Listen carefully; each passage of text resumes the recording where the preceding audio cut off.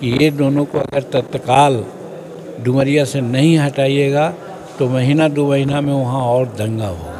कि जातीय जनगणना होनी ही चाहिए और हम एनडीए में आए हैं, एनडीए का स्टैंड अभी दूसरा है, इसलिए हम बहुत सामूहिक रूप में बात नहीं कर सकते। ये आपकी बालू नीति ठीक नहीं है, हम जातीय जनगणना के पक्ष में हैं। शराब नीति में गरीबों को आपने तंग करने का काम किया है, जेल में 70% गरीब लोग ही जेल में हैं।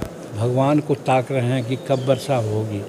नीतीश कुमार इस इलाका के लिए हमने घोर अपमानजनक और अत्याचार की बात की है।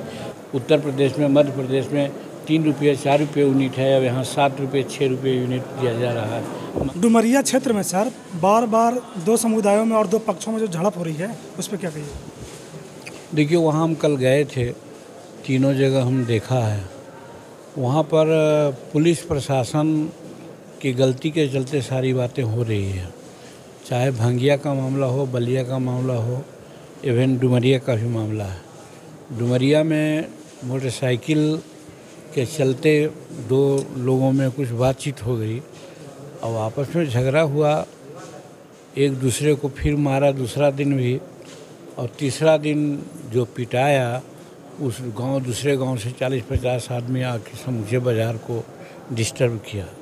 तो मेरे समझ से व्यक्तिगत लड़ाई हुई है, उसका निपटारा हो सकता है, लेकिन व्यक्तिगत लड़ाई में जहां सामूहिक लड़ाई हो और उसके बाद एफआईआर किया गया है, पुलिस ने दोनों साइड में एफआईआर किया है, मैं समझता हूं ये पुलिस का एक्शन उचित नहीं है। जिसने मारा है बाहर से आ करके, वो तो जानबूझ करके इंटेंशनली वैसा किया है, और जो पिटाया है तो उसको भी है केस में नाम, और जो पीटा है उसका भी केस में नाम। दोनों को जेल भेजने का काम कर रहे हैं।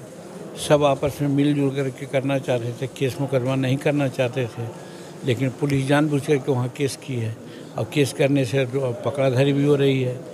कल आपस में डीडीसी और सिटी एसपी जा कर के समझौता की बात कराया, हैंडशेक कराया, राष्ट्रगान करवाया, और रात में पुलिस घरों में घुस करके सुनते ही लोगों को पकड़ा है। ये तो नाजायज़ किया है उसने, जानबूझ करके। पुलिस का ही हरकत है जिसके चलते बात हुई है। ये अभी सीनियर एसपी से हमारी बात हुई, सीनियर एसपी ने यही कहा कि दूसरा दिन बाज़ार वालों की गलती है जो मारा, और तीसरा दिन हो सकता हो एक आदमी मारा हो, एक आदमी को पीटा हो, और तीसरा दिन दूसरे गांव का, मंझौली का या कहाँ का 50 आदमी जा कर के हम ये किया, तो वो तो गड़बड़ किया है, गलत किया है। और ऐसे लोगों को ये करना चाहिए, केस में मुदाले बनाना चाहिए या उस पर कार्रवाई होनी चाहिए, लेकिन कार्रवाई दोनों साइड में हो रही है, ये उचित नहीं है। और वहाँ भूमि विवाद भी बहुत काफ़ी है, और वहाँ का सीओ है वो जानबूझ के बदमाशी कर रहा है। एक तबके के लोगों को पर्चा जो है वो दूसरे तबके का पर्चा काट करके दूसरे तबके के आदमी को दे रहा है और रसीद काट रहा है। आज नहीं तो कल वहाँ भारी भूमि विवाद संभव है।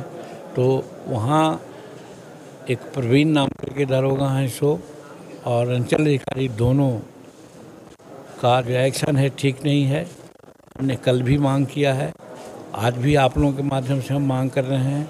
हम लिख करके भी देंगे चीफ मिनिस्टर को कि ये दोनों को अगर तत्काल डुमरिया से नहीं हटाइएगा तो महीना 2 महीना में वहाँ और दंगा होगा।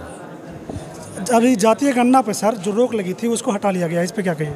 जातीय जनगणना पर जो रोक हटा है, इसे तो हम व्यक्तिगत रूप में इस बात के कायल हैं कि जातीय जनगणना होनी ही चाहिए, और हम एनडीए में आए हैं, एनडीए का स्टैंड अभी दूसरा है, इसलिए हम बहुत सामूहिक रूप में बात नहीं कर सकते, लेकिन व्यक्तिगत रूप में हम जातीय जनगणना के पक्ष में हैं। सर एक सवाल सर, ये क्षेत्र सर अपना क्षेत्र जो है सर, वहाँ अभी तक बारिश नहीं हुई, किसान का जो बीज बिछा है वो बूढ़ा हो चुका है, इस तरह क्या करना चाह रहे हैं, क्या करें? देखिए, इसमें तो अब तो कंटीजेंसी के रूप में बिहार सरकार को सोचना होगा इस इलाका के लिए।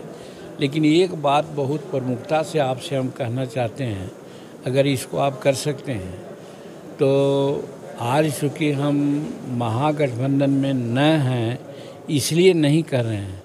हम जब महागठबंधन में थे उस समय भी माननीय नीतीश कुमार को 2-3 प्रॉब्लम के बारे में सदा हम कहते थे कि देखिए आपकी बालू नीति ठीक नहीं है।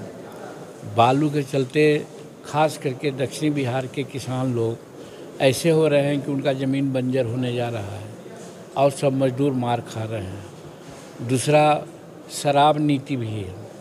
शराब नीति में गरीबों को आपने तंग करने का काम किया है। जेल में 70% गरीब लोग ही जेल में हैं। ये और तीसरी चीज़ जो हम सोचते थे, जो हमारे जीवन का लक्ष्य था, अगर 2-3 महीना मुख्यमंत्री और हम रह गए होते तो आज गंगा का जल गया में लाने के लिए 4100 करोड़ रुपया का खर्च कर चुके हैं। और तीसरा फेज इसका है नवादा ले जाने का।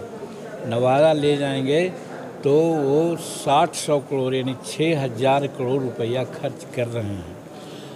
इससे नवादा को क्या फ़ायदा होगा मैं नहीं कह सकता, लेकिन गया को तो कोई फ़ायदा अभी नहीं हो रहा है। गया में न तो पानी की व्यवस्था हो रही है और न सिंचाई का तो कोई सवाल ही नहीं है। जीतन मांझी जब मुख्यमंत्री था तो उसने एक प्रोजेक्ट चॉकआउट किया था कि सोन नदी से इंद्रपुरी से पानी इसी इलाका से ले जा कर के घोड़ा घाट वो बोलते हैं वहाँ पर नीलाजन नदी में गिरा देता और गया के नज़दीक में बांध बना देता और वहाँ से एक नहर निकाल के मोकामा टाल में पानी ले जाता। कहने का मतलब राइट फ्रॉम लखीसराय से लेकर के औरंगाबाद तक के 6-7 जिला था, जिसमें नवादा भी आता है, अरवल भी आता है, जहानाबाद भी आता है, पार्ट ऑफ पटना और नालंदा भी आता है। आज अगर वो नहर बन गई होती तो इस इलाका में आज सुखाड़ है, सुखाड़ नहीं रहती। न जो आज सुन रहे हैं, आज भी हमारे कार्यकर्ताओं ने कहा कि 40 फीट 45 फीट वाटर ग्राउंड नीचे चला गया है। सारे चापाकल फेल हो रहे हैं। कंटीजेंसी सरकार को वार लेवल पर यहाँ काम करना चाहिए। अभी भगवान को ताक रहे हैं कि कब वर्षा होगी। तो ये नीतीश कुमार इस इलाका के लिए हमने घोर अपमानजनक और अत्याचार की बात की है कि 6,000 करोड़ रुपया खर्च किया उसमें, और ये मात्र 700 करोड़ रुपया का मामला था।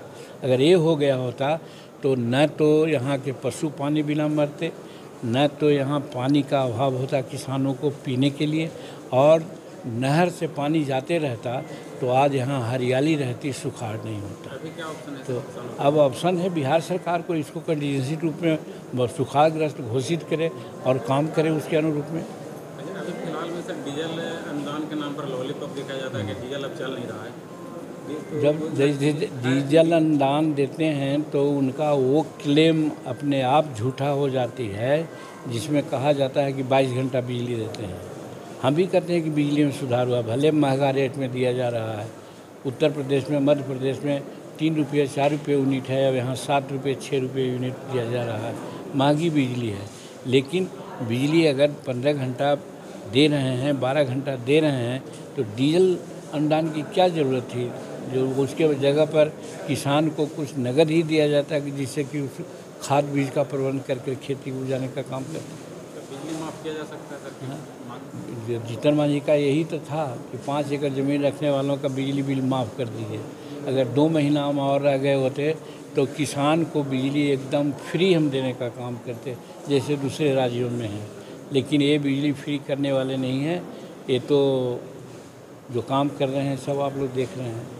लेकिन मैं समझता हूँ इस इलाका के लिए उन्होंने घोर अत्याचार किया है, जो सोन नदी से पानी नहीं ले गए फल्गु में या फिर आगे नवादा तरफ। इसको नदी से नदी जोड़ करके अगर करते तो आज इस इलाका में सुखाड़ नहीं होता।